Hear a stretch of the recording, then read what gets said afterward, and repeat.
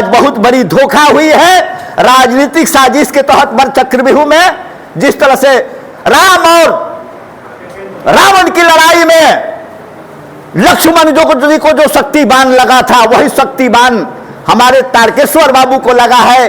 थोड़ी देर के लिए मूर्छा है, कहीं कानून में कोई लड़ाई नहीं है, अगले न्यायालय से हम बरी हो जाएंगे। अपने छोटे भाई के नहीं रहने पर उन्होंने कहा कि नहीं, आपके अधूरे सपने को पूरा करने के लिए तारकेश्वर खड़ा है, जरूरत पड़ेगा तो अपने जान की बाजी लगा करके भी मैं आपकी आवाज को कभी मशरक में दबने नहीं दूंगा। कि अगर हम महाराजगंज का टिकट तारकेश्वर सिंह को देते हैं तो महाराजगंज में कांग्रेस का झंडा फहरा कर ही रहेगा। यह चुनौती है, बड़ी चुनौती देकर तारकेश्वर सिंह ने हमें आज हमारे लिए मशरक की आजादी के लिए, महाराजगंज की आजादी के लिए, एक भाई तो शहीद हो गया, दूसरा भाई जेल के शिकंजे में है। लोग चुनाव संबंधी कुछ योजना बनाने के लिए हम लोग एकत्रित हुए थे, जिसमें हमारे सारे सहयोगी इकट्ठा हुए थे। जिन लोगों ने यह निश्चितता थी, हमारे नेता के टिकट पर निश्चितता की, जो वह बिल्कुल साफ था कि हमारे नेता को भविष्य में टिकट मिलने जा रहा है। उनके बातों से, उनके विचारों को हमने सुना, उनके टेलीफोन से बढ़ता हो तो वो स्पष्ट थे कि मुझे अगला टिकट महाराजगंज से कांग्रेस का मुझे मिलने जा रहा है। लेकिन यहाँ के राजनीति के जो धुरंधर लोग हैं, जो आज उनके चलते प्रभावित होकर इस राजनीतिक मैदान से बाहर खड़े हैं जाकर के, जिनको कोई पूछने वाला नहीं है, जिनके लड़ाई के बदौलत, जिनके संघर्ष के बदौलत आज कहीं राजनीतिक क्षेत्र से उनका कहीं पगल पड़ाव स्थापित करने का काम हमारे नेता तारकेश्वर बाबू ने किया है।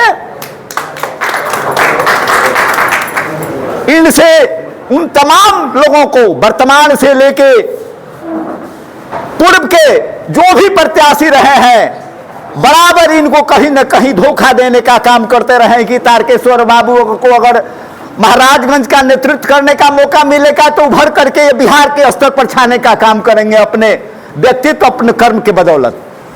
आज हम बहुत दुख की घड़ी में हैं। मशरक के नहीं, महाराजगंज के तारकेश्वर बाबू के एक एक समर्थक पर यह चुनौती है, बड़ी चुनौती देकर तारकेश्वर सिंह ने हमें आज हमारे लिए मशरक की आजादी के लिए, महाराजगंज की आजादी के लिए, एक भाई तो शहीद हो गया, दूसरा भाई जेल के शिकंजे में है। लेकिन हम लोगों की भी जिम्मेवारी बनती है, एक एक कार्यकर्ता की जिम्मेवारी बनती है कि हम लोग सभी लोग तारकेश्वर बन करके यह महसूस नहीं होने देंगे, क्योंकि पहले भी हम लोगों ने लड़ाई लड़ा है, लेकिन यह लड़ाई बड़ी है। टिकट के बिना भी मशरक में हम लोगों ने विधायक बन करके दिखाया है, टिकट को चुनौती देकर। लेकिन आज कांग्रेस नेतृत्व, शीर्ष नेतृत्व को हमारी एकता, हमारे नेता के व्यक्तित्व, उनके आचरण, उनके जनमानस का समर्थन कांग्रेस नेता को, कांग्रेस के शीर्ष नेतृत्व को कि कान तक गया है कि अगर हम महाराजगंज का टिकट तारकेश्वर सिंह को देते हैं तो महाराजगंज में कांग्रेस का झंडा फहरा कर ही रहेगा। या कांग्रेस नाम में कांग्रेस के जो भी पदाधिकारियों से हमने बात किया है, उन लोगों ने महसूस किया है कि आज बहुत बड़ी धोखा हुई है राजनीतिक साजिश के तहत बर चक्रव्यूह में। जिस तरह से राम और रावण की लड़ाई में लक्ष्मण जी को जो शक्ति बाण लगा था वही शक्ति बाण हमारे तारकेश्वर बाबू को लगा है। थोड़ी देर के लिए मूर्छा है, कहीं कानून में कोई लड़ाई नहीं है, अगले न्यायालय से हम बरी हो जाएंगे, उस बड़ी बाधा को हम पार कर जाएंगे, यह पूर्ण विश्वास है। कहीं इस तरह का कोई चर्चा नहीं था कि इस तरह का संकट उन पर छाया हुआ है, लेकिन हम लोग निश्चित थे, किसी तरह की कोई उस तरह का कोई बातें नहीं था, लेकिन एक साजिश के तहत अगर मैं न हूं नहीं तो वो भी नहीं रहे। इसी राजनीति के तहत इन्हें फंसा करके इन्हें जेल भेजवाने का काम किया है। ले अपने साहस को थोड़ा सा भी कमी नहीं करना है।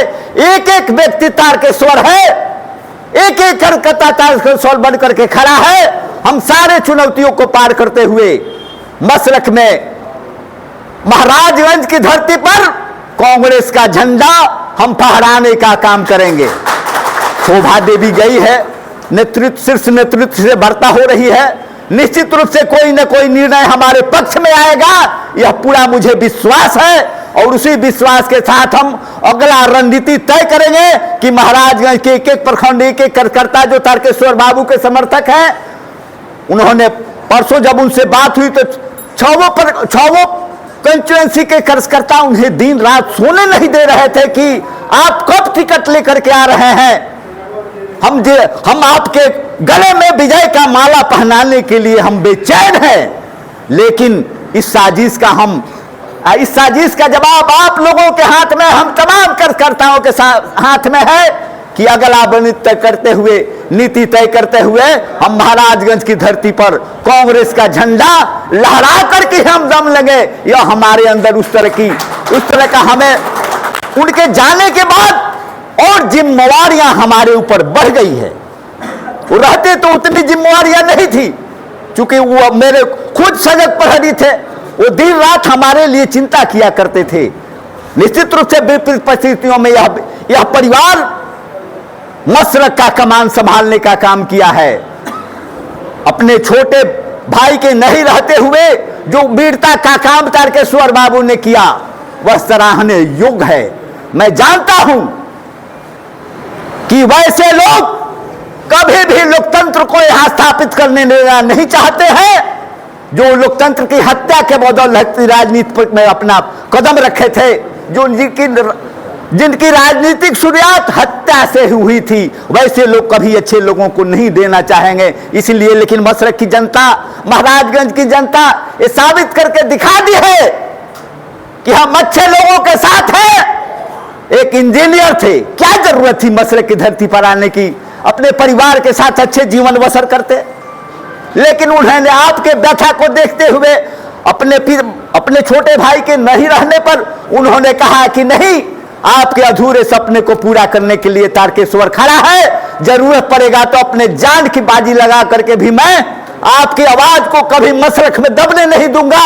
तो मेरा भी फर्ज बनता है, एक एक कार्यकर्ता का फर्ज बनता है कि वैसे नेता के लिए जो परिवार पूर्ण समाप्ति के कगार पर है, इस परिवार का कोई गार्जियन नहीं है, लेकिन हम सभी वहां उसके गार्जियन हैं। सभी मशरक के लोग, एक एक लोग इस परिवार के संरक्षक हैं। जो मेरे लिए अपने प्राणों की आहुति देता है, क्या मेरा फर्ज नहीं बनता है कि उसकी रक्षा, उस परिवार की रक्षा मैं करूं? निश्चित रूप से हम लोग का फर्ज बनता है कि आने वाले दिनों में इस परिवार के सारे चुनौतियों को हम पार करते हुए उनके कंधे से कंधे मिला करके उनके विचारों को जान करके हम एक एक व्यक्ति अपने शक्ति का पूरा पुरजोर समर्थन करके महाराजगंज में कांग्रेस का झंडा फहराने का काम करेंगे। जय हिंद, जय भारत।